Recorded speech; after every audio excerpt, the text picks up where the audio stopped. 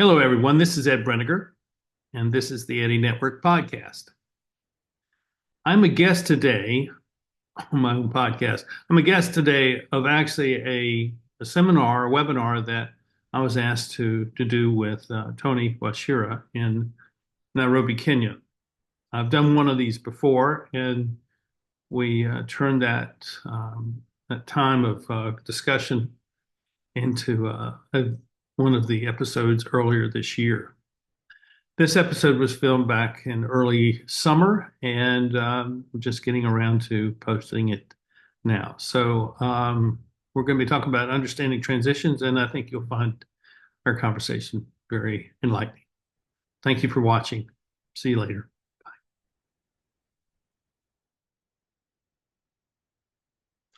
Thank you. I had forgotten to remind you about that. So one more time, if you can clap for Ed using the reactions, the digital clap, as we now welcome him to begin from here. Thank you very much, Angela, Kathia, Mary. Thank you, guys. And welcome, Dr. Rebecca. Good to see you.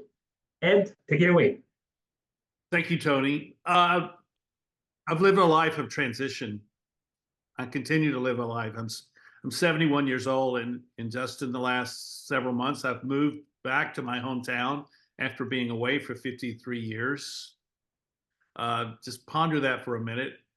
It's changed a lot, but there's a lot that hasn't changed. And, one of the first Sundays I was back, I went to church, and I looked over there, and they were neighbors of mine from when I was growing up, and they were adults then. And I went over to them. They looked like they were my age now. And I said, "How are you all doing?" And they said, "Great. We're so glad to see you." And turns out they're 96 years old. They're really doing well. They're so involved in the community. And I'm thinking, gosh, to be able to go through all of life and do all these things in life, and to go through all the changes of life, and at 96 still be able to be involved with so many different things. It's just a fantastic thing, and it may be what I wanted to, it's what I want to be. I would also say I get bored really easily, so that's probably why I change so much. And I'm interested in a lot of different things. Every one of you I'd love to have a conversation with, because you have something to say that has real value, and would be interested to learn that. So, I welcome your interaction with me after all this is done. And if you'd like to have a conversation, I'd be glad to do that. So I see transition as the natural state of our lives. I don't see not having change as natural. I see that as some kind of interruption of the transitions or growth that we go through. And so it's one of the challenges we have, is that when we go through these transitions in life, we're put into a position where we have to respond, we have to adapt. And oftentimes we're put into situations where we're being kind of required to adapt in a way that's difficult, and we're not sure that we have what it takes to make the changes that we need to make. I mean, I talk with people all the time who find themselves out of a job. They were, quote, redundant, meaning they were determined that there was too many of that kind of person. I just had an email from a friend in Australia that this is what he's gone through. He's now redundant, and he's really having a hard time dealing with that change. And I said, well, let's talk about this, because somewhere embedded in that change is a gift, and that gift is an opportunity to see another side of you, or to do something else, to stretch your capacity to be a person of impact. I mean, that's, I think, one of the things that comes with change, is that it's not just a negative thing, or it doesn't even have to be a negative thing. Could it be very positive, because, okay, now I have a chance to go express something that I have not been able to, because the circumstances I was in inhibited me or limited me from being able to fully express the things that I love and want to have a part of my life in a much more full way. So I see transition as necessary. I see it as healthy, but I also recognize that many of the transitions that we face are thrust upon us unaware, where we're unprepared for the change that we're being asked to take on. And those are the situations that we have to go through and have to deal with that.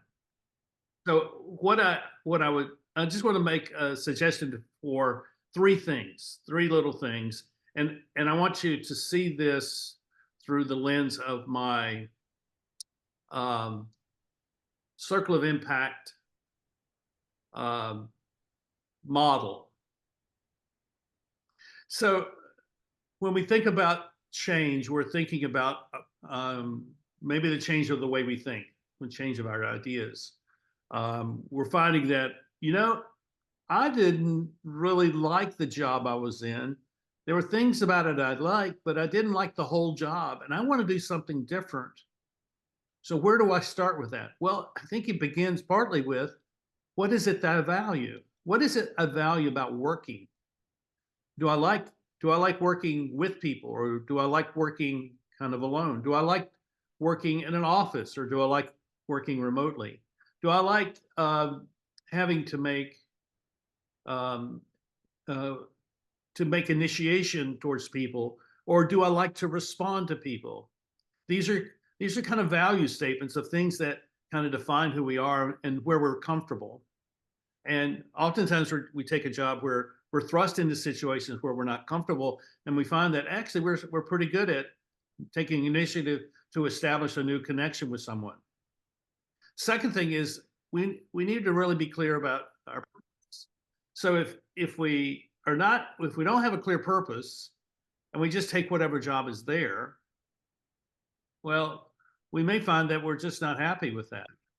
So my point here is that if we're really clear about purpose, not the purpose of work, but the purposes of our lives, then we will look for and be open to hearing about situations where we can walk into that situation and express ourselves purposefully in a way that we couldn't before.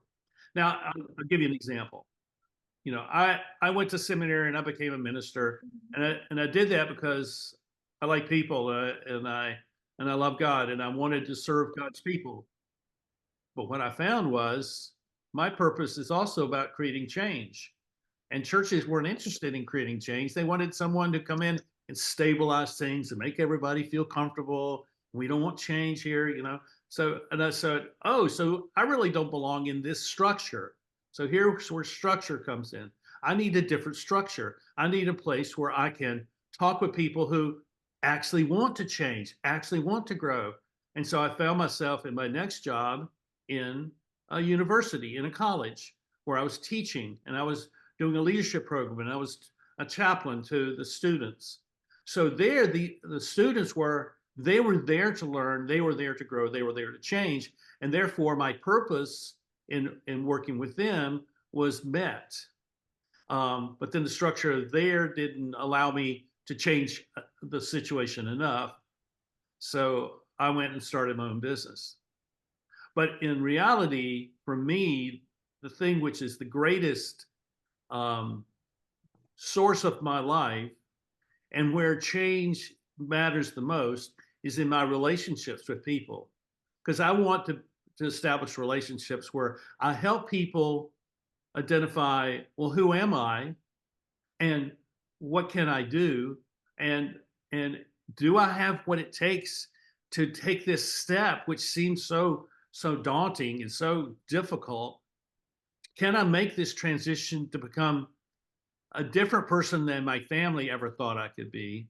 But somewhere down deep inside of me, I feel that kind of person is there. I was once told that, well, you believe in us so we can believe in ourselves. And I said, that's exactly right. I believe that everyone can change and go through transitions. They can grow, and they become persons of impact if they just decide that they're willing to be uncomfortable enough to grow. So there's a level of uncomfortableness about becoming a different person. What I found was in my relationships, there are a lot of people who liked me as I used to be, but as I was growing and becoming a different person, they didn't really care about me anymore. And so I found that my relationships, my social life was changing, and I had to kind of accept that. But as I was accepting that, I found other people that I could be in relationship with, and they were much more like me, and our relationships became much deeper, more meaningful. We shared the same values. In many cases, we shared the same purpose. And so then, as friends and as colleagues, we had a vision that we shared together. We had a vision for how we together could have an impact in the world. In many ways, Tony and I have that kind of relationship. He lives in Kenya. I live in America. We have different worlds that we flow through, and yet we are very, very symbiotic in the way we see the world and to see the work that we do. And so there's an example there that could be an example for you with the people that you know. So what we're asking the question is, how should I be thinking about my life? What kind of relationships do I actually need to be able to go through the changes that I must go through to grow to be a person who really has something to offer to the world? And then what kind of structure, what kind of business structure or work structure or social structure do I need to be at my very best all the time, where I can not only find support for me being who I want to be, but I can also be in a place where I can help others to do the same. So that's kind of a way I see us being able to go through personal change and go through the personal transitions that we need to go through in order to become the best person that we can be. And anybody who would tell me today, well, I've already reached that point, I am the best person, I will never be any better than I am today, they're kidding themselves. Excuse me, because what I believe is each one of us is endowed with tremendous amount of potential, and that potential is unlimited.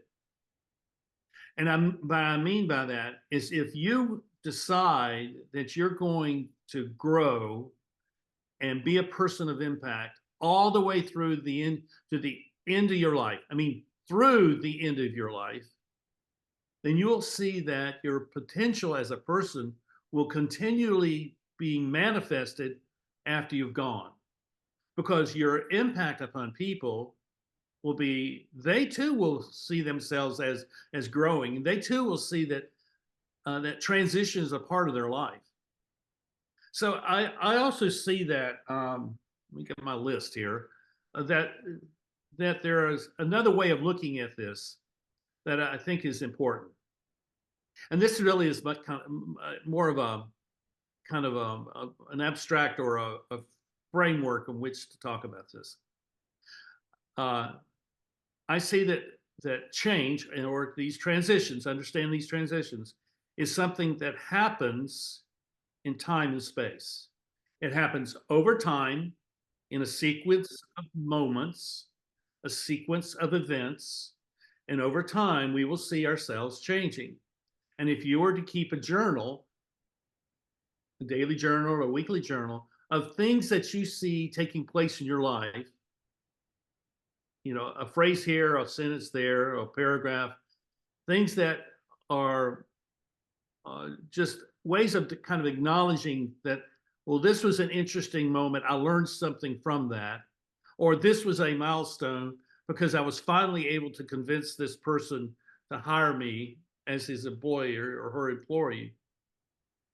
Those moments recorded in your journal, when you go back and look at that, you can see that you have gone through a season of change in small little increments.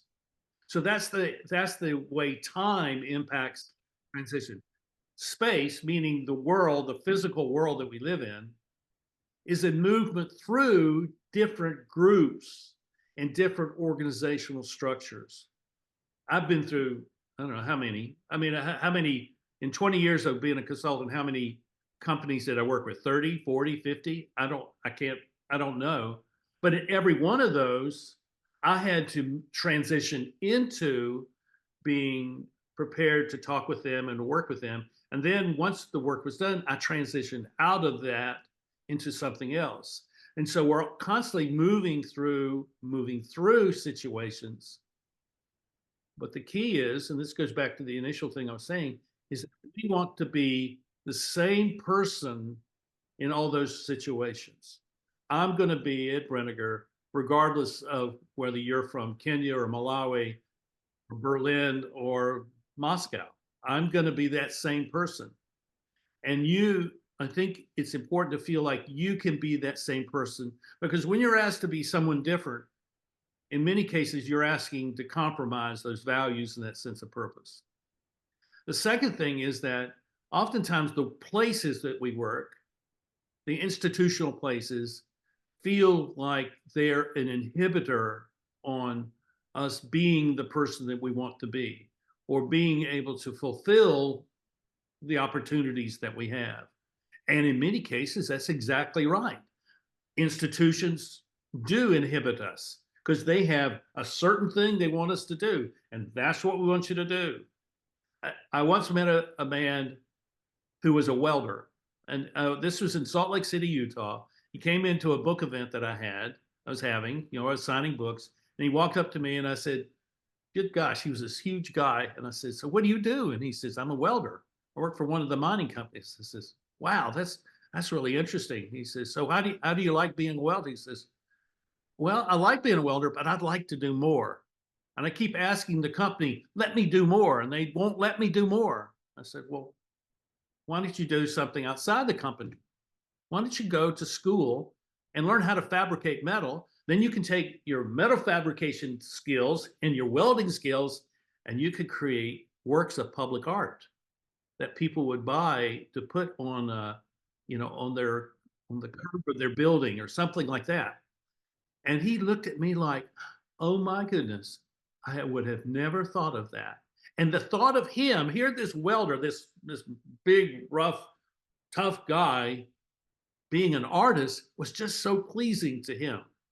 So sometimes the institutions are an inhibitor to us really discovering who we want to be. But then sometimes they provide us the opportunity to grow and to expand, and we find that, oh, this is really the thing I love, and this is the thing I want to be. So there's either something inhibiting us or something liberating us within the institutional structures of our lives. And then the last thing I want to say is that the transitions that we go through as just human beings or persons is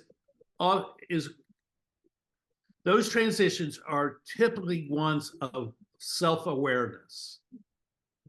You go into a situation and you go through maybe a conflict with a boss, or a conflict with an employee, or maybe there's a conflict in your family, and you don't know why it's happened, and you step back and you reflect upon it, and then you realize that something had changed in the relationship, something had changed in the structure of that situation.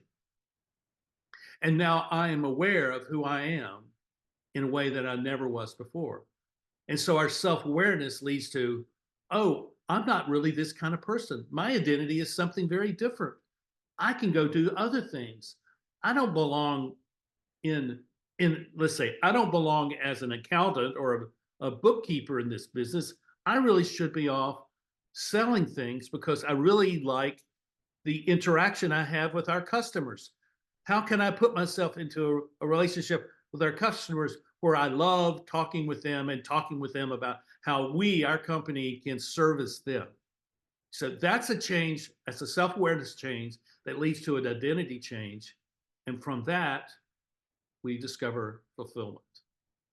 So I see that this whole notion of transition is often sold to us as this hard, disruptive thing to avoid, when it really is, when we embrace it for what it truly is the pathway to fulfillment and being persons of impact and really to be the people that our societies need today, which is what I would call a leader.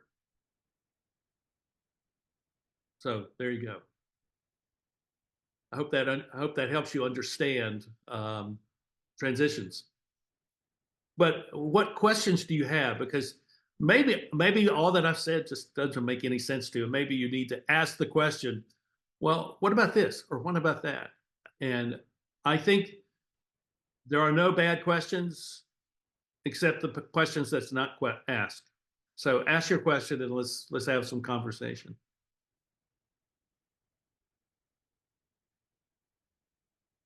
As we're doing that, thank you very much, Ed. And I have lost co-host. So Ed, please give me co-host so that I can manage the activity behind the scenes. How do I do that?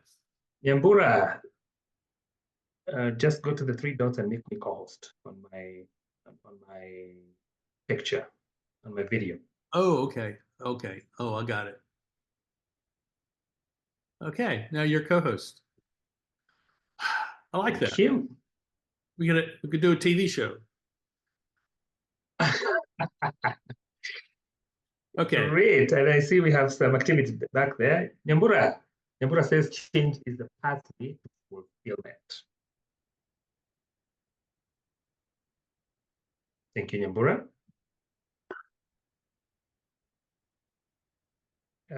I missed one. Linda, transitions is a pathway to fulfillment. Love it. So they're acknowledging that part that you said that change is the pathway to fulfillment. Yeah.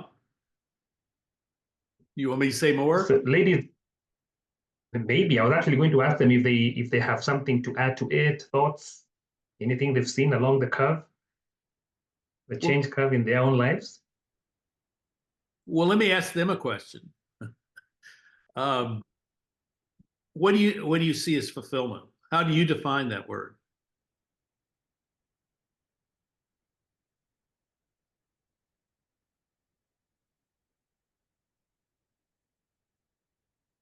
So that goes to Linda and or Nyambura. Or anybody else. You like that idea. I see that. Okay, maybe I could go. This is Linda. For me, fulfillment is contentment, and it's based on my perception, not on the perception of anyone, but just being fulfilled at what I have achieved, what I've done. Yeah, so it's more of intrinsic, not based on what people feel or think. Yeah. Mm-hmm. Okay, I agree with you. Okay. So I can go as well. Okay, sorry. Go ahead. Yeah, go ahead. Go ahead, please. I think for me, fulfillment is I would define it as the thing that you would want to do if everything was going wrong. So for me, it's a sense of achievement, but not dictated by external factors.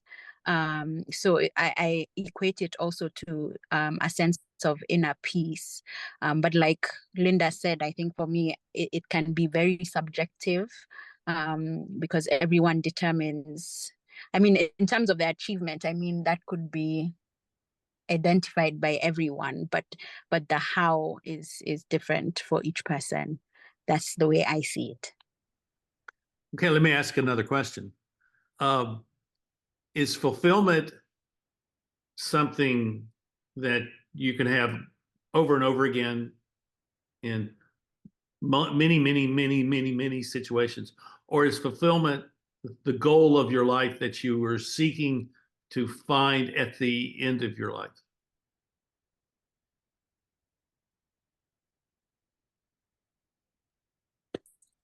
I think for me, it's many parts to a whole. I don't see it as the end of life is where you find fulfillment.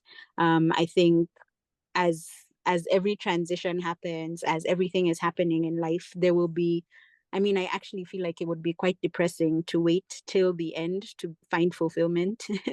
Yeah. So yeah, I think it's there's different small moments as you go along life. But you could say that they all build to this, I guess, greater purpose or fulfillment in the whole of it. But yeah, little at a time. Well, let me say this, because what you've just described to us is a picture of a transition that has taken place in my lifetime. Because when I was a child, my father, you know, he had a job that he worked at the same place his entire career, and they didn't talk about fulfillment in the daily sense of it. You know, the fulfillment came at the end of your career when you retired and you went off to stick your feet up on the deck chair at the beach, and that's what fulfillment was. But I think what you're helping us to see is that now we see fulfillment as something that's more momentary, in the moment, and I think that's a really good thing, because it helps us stay in touch with the things that are really valuable to us. And so I mean, when we're done today, I will have had a great sense of fulfillment because of what I've been able to do with you all today. So thank you. All right. Linda's hand was up. Linda, do you want to go before I read some of the chat? Yes, and I just want to echo what Ed and Nyambura have said, just going back to the discussion that Ed led us about transitions being a moment of self-awareness, self-aware. Mhm. That it speaks about being present. So it just brings out that issue of just being present and being fulfilled for that particular, being present and being fulfilled at that particular time, and not waiting for you know, I don't know, retirement or whatever, because as we said, it's continuous and it keeps building you, just to make yourself better. Yeah. Yeah. All right. That's great. I mean, I'm at a retirement age. I could go off and do nothing, but I'm not retiring. I'm moving forward. And I'm going to keep. I am going to continue to change. I'm not the same person I was 2 years ago. I hope I'm not the same person in 2 years that I am today. That's how significant I see this. And it comes, Yeah. all of this really becomes because of the interaction I have with people like you all, like Tony, like so many other people there in Africa, but also people here in my neighborhood and people, you know, that I've known over the years. So that's how I am applying this in the real world for me.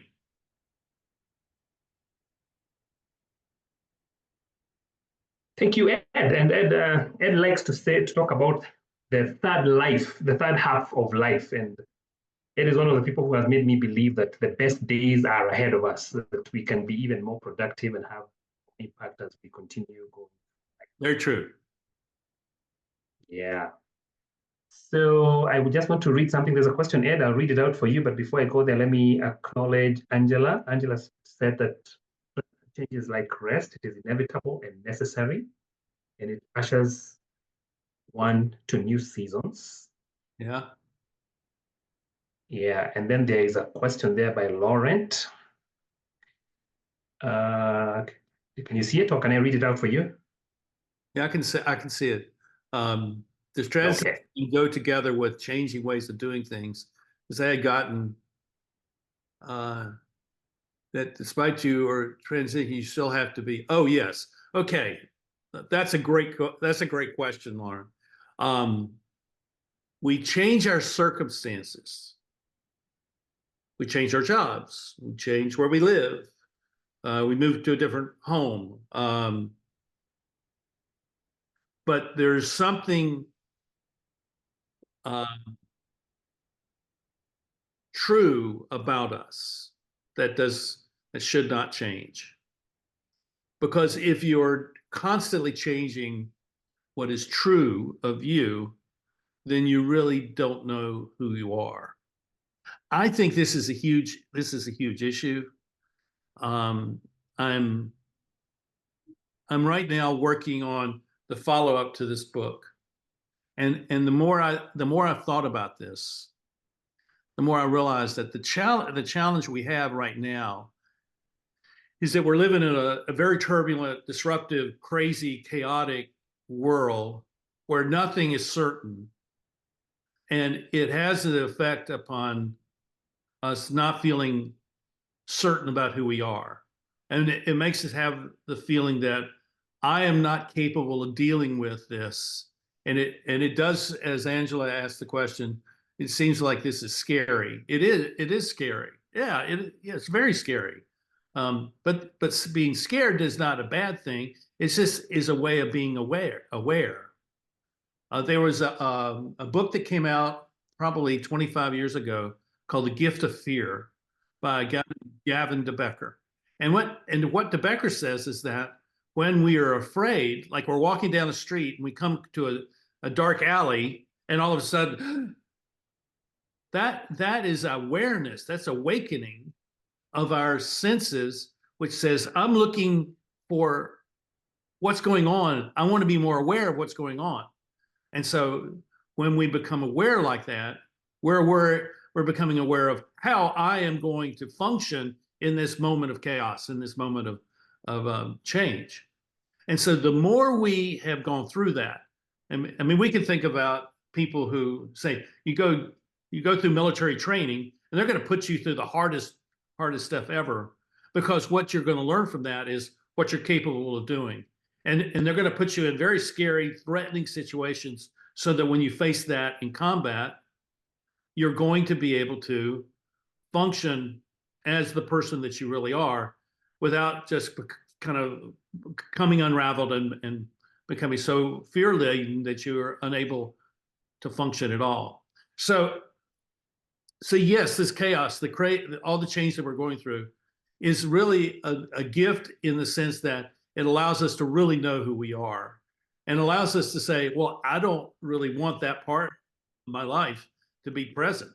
I don't want to be that person. I don't want to be that person who's just always saying yes to people, for example. I want to be a person for whom a yes is a yes and a no is a no, and people can trust me because I am true to my word. I mean, but that doesn't come necessarily by reading a book. It may come because we have to go through some challenging times where in essence, we are trained to become our true selves.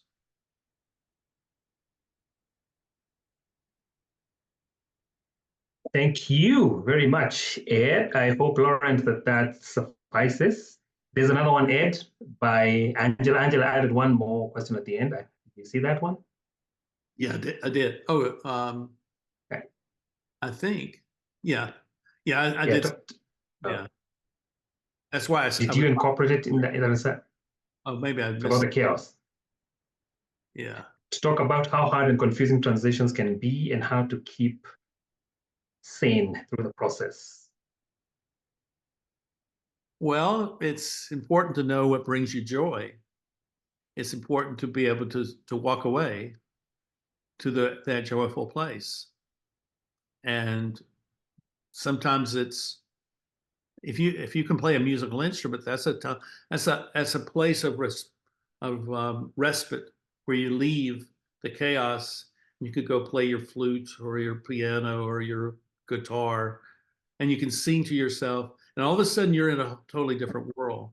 So finding places, some people find it in going to the gym and working out or running or, playing some kind of game. Some people find it in hiking or, something that you do that is very different than the things that actually bring the chaos to your life. Yeah, to me, it's sitting and writing. I mean, to me, it's writing it. I mean, I was up in the middle of the night last night reading, and it was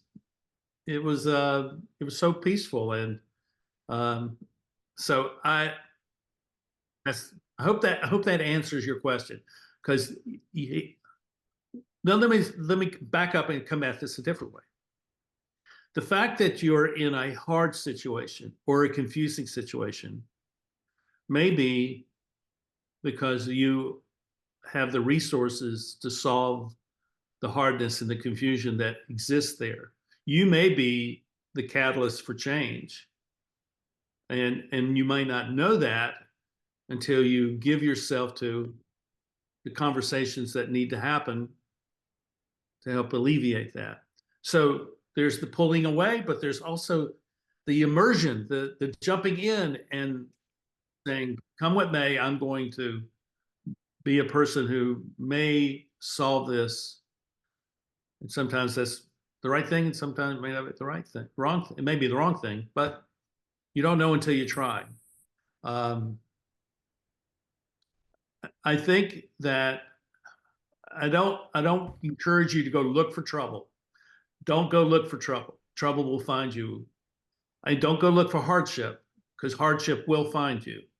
But I do say that do not fear it. Know that it is hard. It will be hard, that life has hard moments. And yet you can get through it. And sometimes this is where we have to call on people that we know to come join us in helping us get through these hard moments. And so we need those people that we can talk to. And, so that, I think that's also an aspect of this.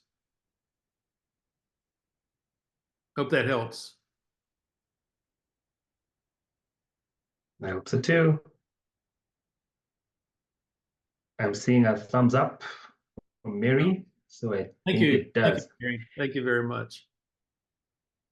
All right, so Ed, I'm going to ask you a question as we wait to see. Please feel free to go off mute if you want to ask a question. If you want to add your thoughts, please feel free to also do that, or raise your hand and I'll see that.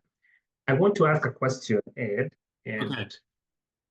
In Kenya, we are witnessing a transition right now. Our young people have become very clever. They are articulating things and they are making their leaders listen. And of course, that has come with a lot of chaos, and we are in a state of, there's a bit of fear, there's a bit of trepidation, there's a bit of lack of knowledge of what's going to happen next. And I'm not asking for a political answer, but we are experiencing a transition there. And I know, because me and you have a chat and you know what's going on in Kenya, you are aware of that situation. What would you tell us as individuals, and some of us from an organizational point of view, how do we approach this transition, and how can we remain true? How can we still be self-aware in this time? Okay, two things. The first thing is that whatever you hear is not the whole story. Unless you're in the middle of it, you'd never know the whole story. And even if you were in the middle of it, you still might not know the whole story. So there's more going on than you know, and there's more going on behind the scenes than you know.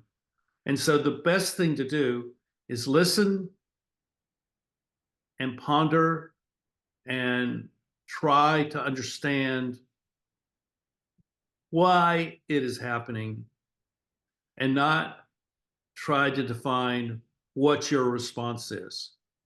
I mean, I think about, I had a counseling situation with some young people, this is years ago, whose parents were at odds with each other.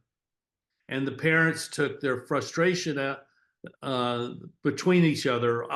They expressed their frustration at the kids. And I knew these kids because of work that I did. And I told them, I said, I don't want to get in the middle of you and your parents, period. But I also don't want you to feel like you need to choose sides. I think the best question is to ask, why is this happening? Why is this going on? And try to keep that question open instead of trying to answer it too quickly. Why is this stuff going on in Kenya right now? And if you remain open to learning about this, then at some point you may have the opportunity to say something or to be in a place where you could be a catalyst for something good to happen. So that's the first thing, is just realize that you'll never know all that's going on behind these very public kind of crises that happens in nations. The second thing is,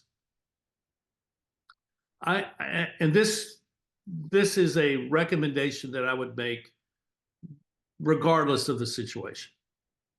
I think that too much of what we face in the world today is oriented around how we gain information from social media, and how our expectations of the world are formed by social media.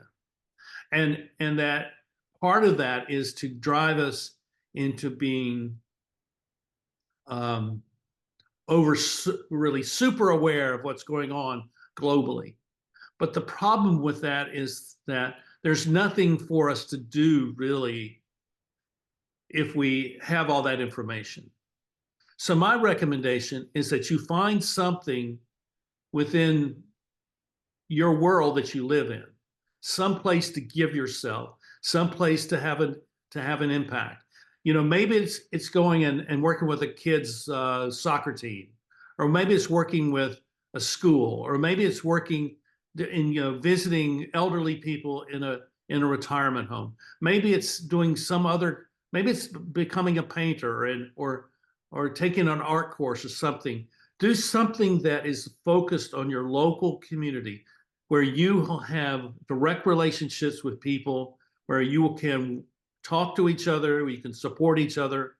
And I believe when you do that, then these other things, these much larger things, take on a different complexion. You know, I was thinking about this the other day, because, you know, in America, we're in the mix of a big presidential election year. And I was being asked what I thought. And I said to this person, you know, I don't really watch the news. I know what's going on because you can't avoid it, but I don't watch the news. In fact, if you don't watch the news, and if you ignore much of social media, you wouldn't even know that there's an election going on. But I do know that my neighbors over here need help. I know that one of them is moving today, and I should be across the street helping them load their truck. I do that another neighbor down the street is having difficulty adjusting to her new life. I have another neighbor who I constantly talk to about how he cares for our neighborhood. You know, those are where the real effect of our lives can be had, where there's direct relationship, when we have a direct contact, the things that we can actually do. And that when we do those things, then we begin to see these larger changes as kind of less important. They may be important, but they're less important to me in my life right here on the street that I live in this town, because I'm still going to do what I got to do. I'm going to get up in the morning. I'm going to read some. I'm going to have breakfast. I'm going to do some work. I mean, I'm still going to do those things. But if I get overly wrapped up in things that I don't have any control over, then I lose touch with the things that I actually have control over. And that's really is founded upon the idea that we we really need to care for the people that we have direct relationships with. And when we can do that with each other, we do that in a mutual way, then the ground for change is less threatening, and actually we're building the ground for the kinds of change that will bubble up to actually solve these bigger problems that seem very difficult to solve. So we begin with the things that we can solve that are around us, the ones that we can influence, and slowly work our way outwards. Yeah. Yeah. Okay. Good stuff. Cynthia has a very interesting comment in chat. I'd like for you to read it. Cynthia, we can even have a side chat around this. I have been where you are, by the way.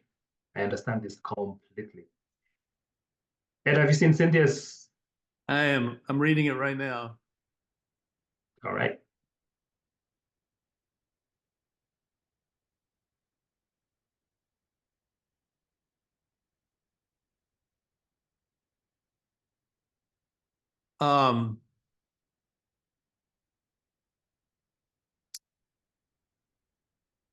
I think we all go through this moment, Cynthia, where we kind of reach a dry place and we're not sure whether we should continue on.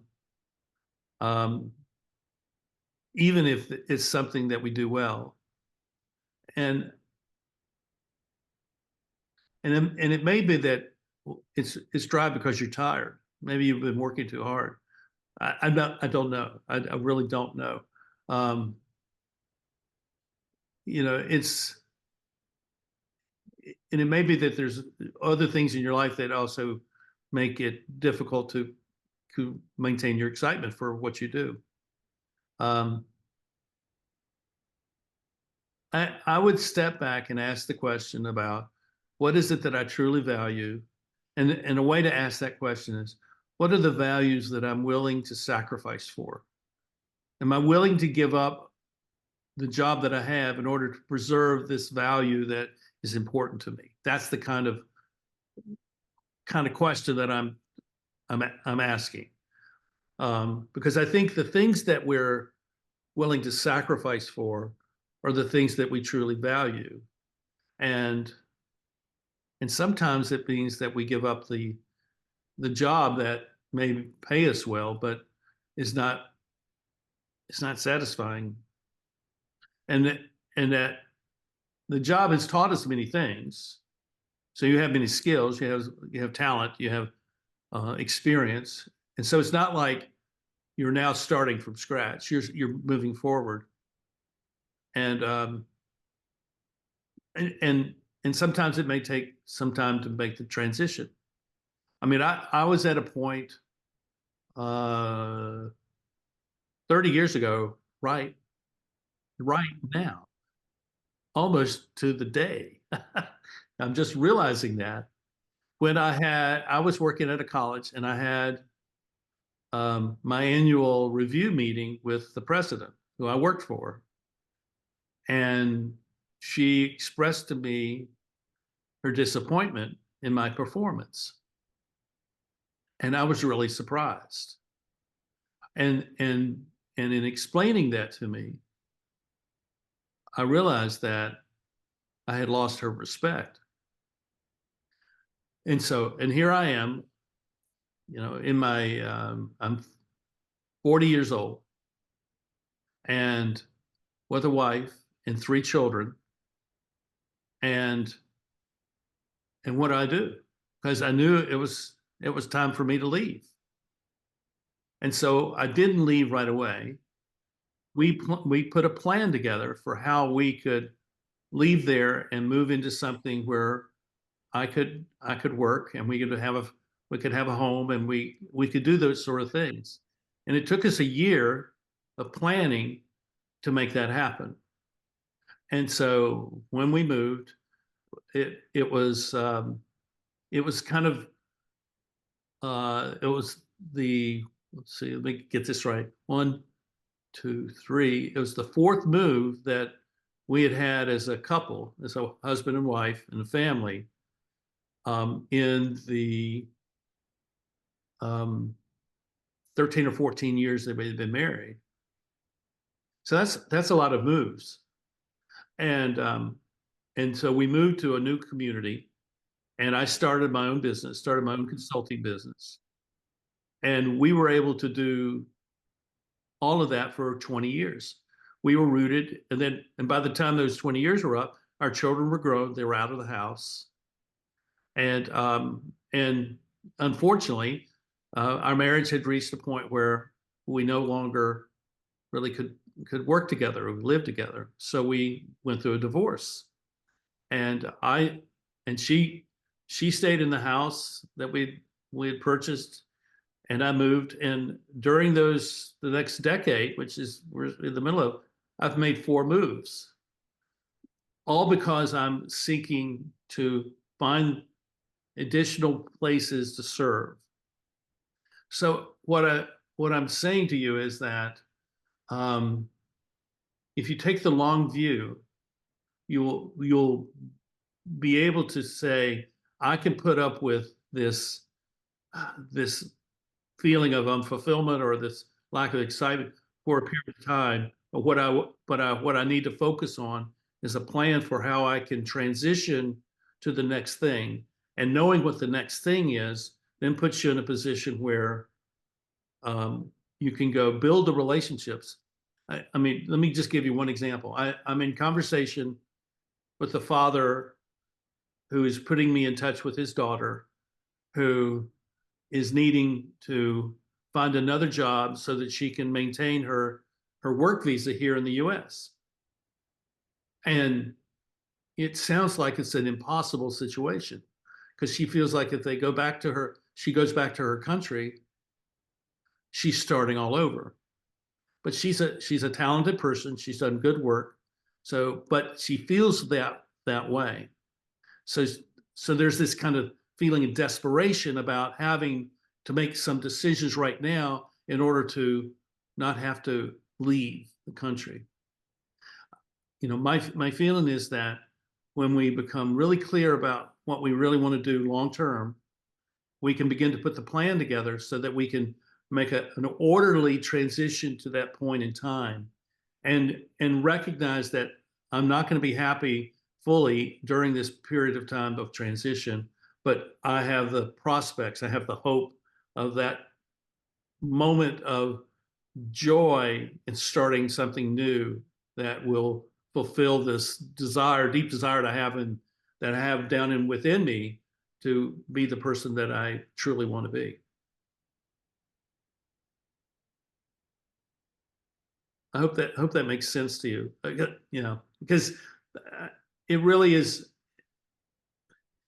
I think when there is pressure when we feel pressure to make a decision, I got to make this decision, but that decision is not really clear. It's best to step back and say, I'm not going to make this decision today.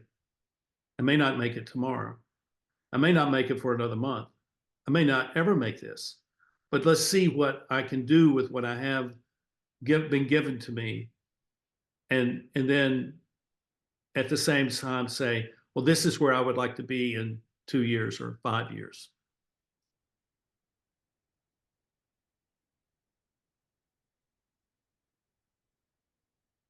Okay. Well, thank you, Ed. We are on top of the hour and we should be coming to a close. I have been observing the chat. I had put your website there, so if anybody would like to get in touch with you further, I put it there. I have also, I want to put this on chat. If anybody is looking for passion, the things that they love to do, and they have lost passion and things like that, because we did talk about that, and you are looking for a short course that you would like to take, we have one on our website. I'll put that there as well. It's a 5-day micro course. You can take a look at that.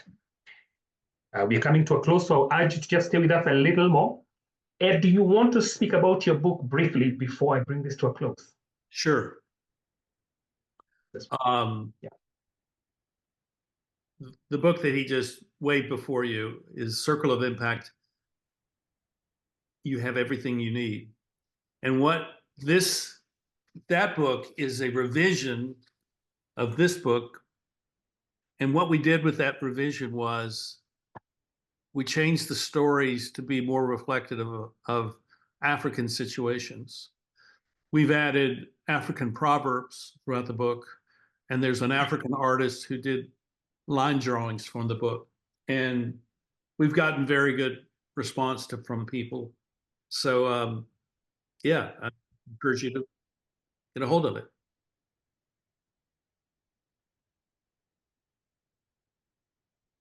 Okay. So if you want to get the book, you can contact me if you want to get the book. I'm trying to see if I can share the. Here it is. If you want to get the book, you can contact me. Oh, no. Can you see that? Yeah. You can contact me, ladies and gentlemen, or you can take those details. I will put my email here, but it goes for 2,200. I can put you in touch with where you can get it, but that's pretty much the information that you need to get the book. So you can talk to me.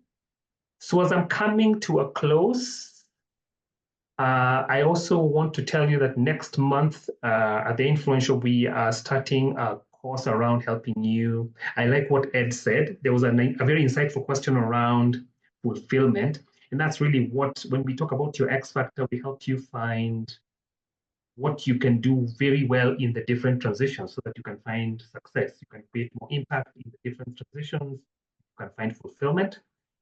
So we are going to be rolling out a course around finding your X factor. I will be sharing this with you if you will give me your. I'll give you my email address, and I can send this information and this recording and the other details around today's session with you. But that is pretty much what it will look like. So if you don't mind, allow me to paste some information there, how you can reach us. If you're looking to reach the Influential, those are the details that I put there. Angie, thank you very much. And Agatha, people, I just want to, I can say that some thanks. That is information for you how to reach us. There is our website, there is a YouTube channel, and there's an email address to write to me in case of anything. If you want to reach Ed, if you want to find the book, if you want to know about the course that we are holding, etc., etc. Thank you very, very much for being with us, for giving us your time. We appreciate you. We wish you all the very best. Do write to us, give us feedback, let us know what you thought, and let us know what you'd like us to discuss. Ed is close to me, and he can come back again. He was here last month, so there's no. I can invite him at any time if you'd like to. Thank you, Tony. See him again. Yeah. So Linda, thank you. Grace, thank you. If you have no further queries, if you have no further questions, then we can bring it to a close. Thank you, Angie. I see the clap. God bless you. Thank you, Marty. Thank you, Kamau. It is so good to see you. And I know that you have trouble with the internet. It is so good to see you coming back. Joyce, Ruth, thank you so much. So feel free to leave at your own pleasure. Ed and I will stay a little bit. So feel free to leave at your own pleasure. You can go off mute and say something as you go, or you can just switch off. Thank you, Mary. Great having you.